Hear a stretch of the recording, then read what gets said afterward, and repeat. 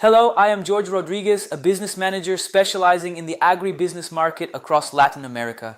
Today, I want to present a figure that fundamentally changes the perspective on Latin America's role in the global biological inputs market, and that has direct implications for any company operating in this sector across the region. The Latin American agricultural biologicals market was valued at USD 4.43 billion in 2025. The projection is growth to USD 7.36 billion by 2034. A compound annual growth rate of 5.8%, consistent, sustained, and well above the growth of the chemical crop protection market in the same region. Brazil concentrates the largest share of this volume and is growing at twice the rate of Europe and the United States. In fruits and vegetables, biological input penetration has already reached 60% of the market. In extensive crops, soybean, maize, sugarcane, it has reached 30%. These are not emerging market numbers. They are the numbers of a maturing market in consolidation.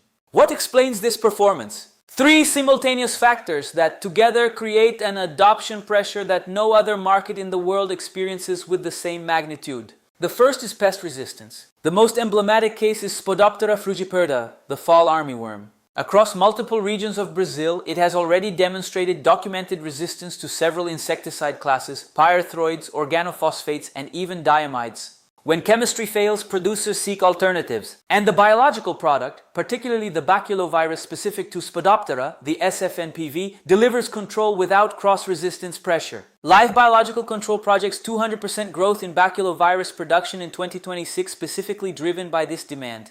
The second factor is ESG requirements from export markets. Europe has implemented the CBAM, the Carbon Border Adjustment Mechanism, which will require carbon traceability across agricultural supply chains. Countries exporting soybean and maize to Europe will need to demonstrate that their agricultural practices carry a measurable and progressively decreasing carbon footprint. A chemical pesticide emits between 20 and 25 kilos of CO2 equivalent per kilogram produced. A biological input emits between 3 and 5 kilo. The 5 to 8-fold difference is not merely environmental. It will translate into market access and a price premium for producers who document this advantage. The third factor is agile regulation. Brazil has been internationally recognized as a reference for the speed of approval of new biological technologies.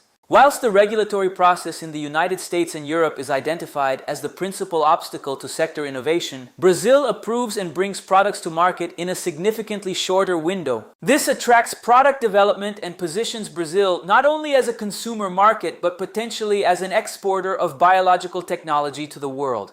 Now, which technical data point do I consider most revealing across this entire scenario? It is the penetration of bionematicides, 28% of the Brazilian market. The highest percentage of any biological segment. This happened for a very simple and very technical reason. There is no cheap and efficient chemical alternative for soil nematode control. Methyl bromide fumigant was eliminated on environmental grounds. The chemical alternatives that exist carry high cost, a narrow application window, and a negative impact on soil microbiota.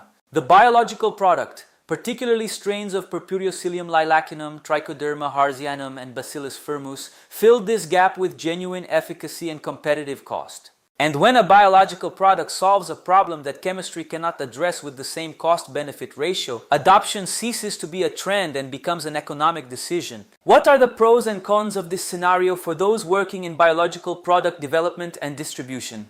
To be direct, the pros are structural. Growth is driven by genuine demand, pest resistance, export requirements, and favorable regulation.